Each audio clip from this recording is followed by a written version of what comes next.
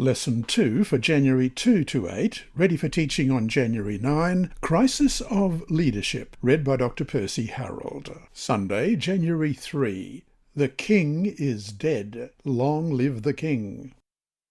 Isaiah 6:1 talks about the death of King Uzziah. Read 2 Chronicles chapter 26 and then answer this question. What is the significance of King Uzziah's death? Firstly, we'll read Isaiah 6 verse 1. In the year that King Uzziah died, I saw the Lord sitting on a throne, high and lifted up, and the train of his robe filled the temple. 2 Chronicles chapter 26, beginning at verse 1. Now all the people of Judah took Uzziah, who was 16 years old, and made him king instead of his father Amaziah. He built Elath and restored it to Judah after the king rested with his fathers. Uzziah was 16 years old when he became king, and he reigned 52 years in Jerusalem. His mother's name was Jechaliah of Jerusalem, and he did what was right in the sight of the Lord, according to all that his father Amaziah had done.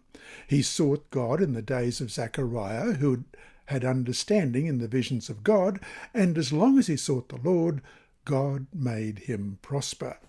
Now he went out and made war against the Philistines, and broke down the wall of Gath, the wall of Jabneh, and the wall of Ashdod, and he built cities around Ashdod and among the Philistines.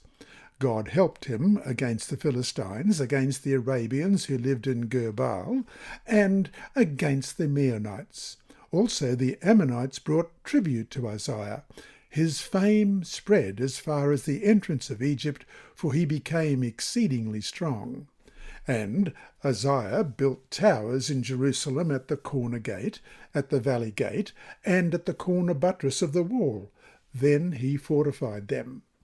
Also he built towers in the desert. He dug many wells, for he had much livestock, both in the lowland and in the plains. He also had farmers and vine dressers in the mountains and in Carmel, for he loved the soil. Moreover, Uzziah had an army of fighting men who went out to war by companies, according to the number of their roll, as prepared by Jeiel the scribe and Maaseiah the officer, under the hand of Hananiah, one of the king's captains. The total number of chief officers of the mighty men of valour was 2,600, and under their authority was an army of 307,500 that made war with mighty power to help the king against the enemy. Then Uzziah prepared for them, for the entire army, shields, spears, helmets, body armour, bows, and slings to cast stones. And he made devices in Jerusalem invented by skilful men to be on the towers and the corners, to shoot arrows and large stones. So his fame spread far and wide, for he was marvellously helped till he became strong. But when he was strong, his heart was lifted up to his destruction, for he transgressed against the Lord his God by entering the temple of the Lord to burn incense on the altar of incense. So Azariah the priest went in after him, and with him were 80 priests of the Lord, valiant men. And they withstood King Uzziah, and said to him, Is it not for you, Uzziah, to burn incense to the Lord, but for the priests, the son of Aaron, who are consecrated to burn incense? Get out of the sanctuary, for you have trespassed. You shall have no honour from the Lord God. Then Uzziah became furious. He had a censer in his hand to burn incense, and while he was angry with the priests, leprosy broke out on his forehead before the priests in the house of the Lord, beside the incense altar. And Azariah, the chief priests, and all the priests looked at him, and there on his forehead he was leprous. So they thrust him out of the place. Indeed, he also hurried to get out, because the Lord had struck him. King Uzziah was a leper until the day of his death. He dwelt in an isolated house because he was a leper, for he was cut off from the house of the Lord. Then Jotham his son was over the king's house, judging the people of the land. Now the rest of the acts of Uzziah, from first to last, the prophet Isaiah the son of Amoz wrote, So Uzziah rested with his fathers, and they buried him with his fathers in the field of burial which belonged to the kings.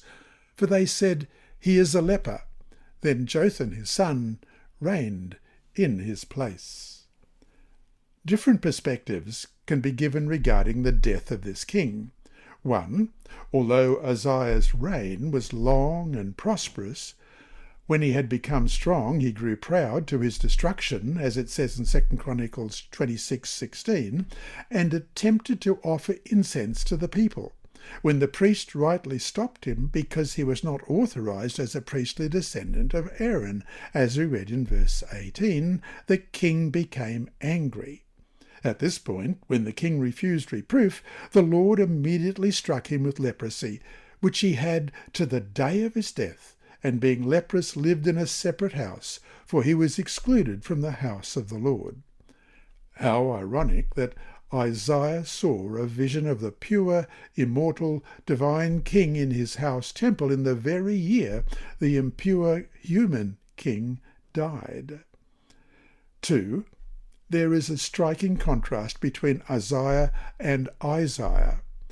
Uzziah reached for holiness presumptuously for the wrong reason, pride, and instead became ritually impure, so that he was cut off from holiness.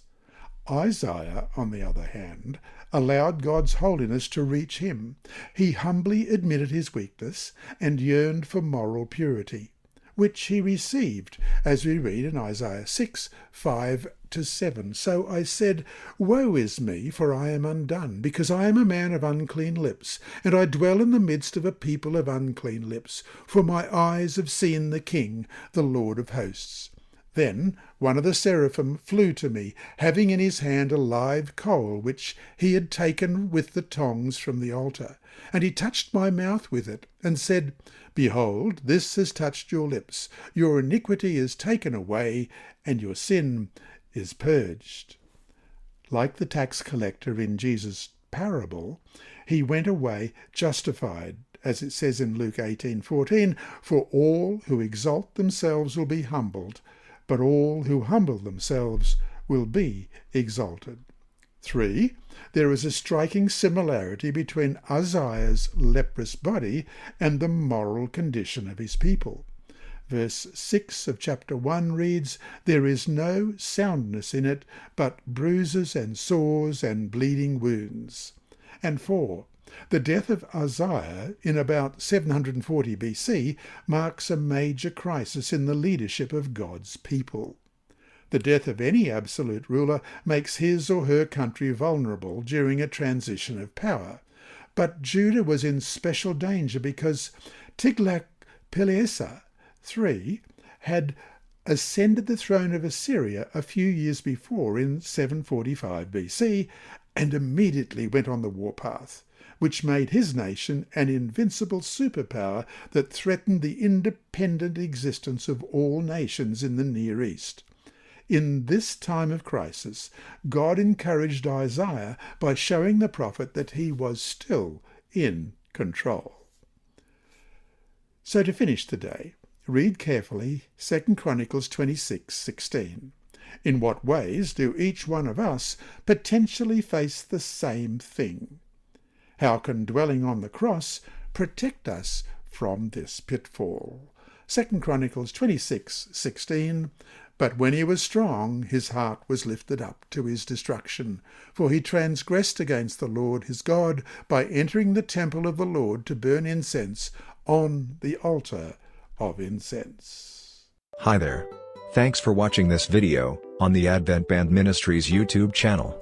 Please subscribe and click the bell icon to be alerted whenever we upload new videos. So, until we meet him in the clouds, may God continue to bless you. This lesson was read by Dr. Percy Harrold for Christian Services for the Blind. It's supported by the Sabbath School Department and Hope Channel Australia and is rebroadcast by Christian Record Services and through podcasts at It Is Written in the United States, Hope Channel Germany, and through Apple iTunes and SoundCloud. Remember, God is always faithful.